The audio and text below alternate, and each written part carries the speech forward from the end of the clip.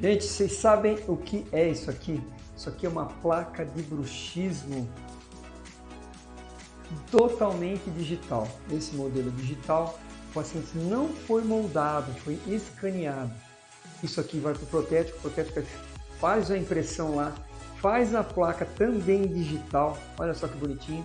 Isso aqui vai ser instalado na boca do paciente, para o paciente que tem bruxismo, apertamento, para proteger seus dentinhos. Então tá aqui, ó, uma placa totalmente digital, feita aqui no Bellini Odontologia.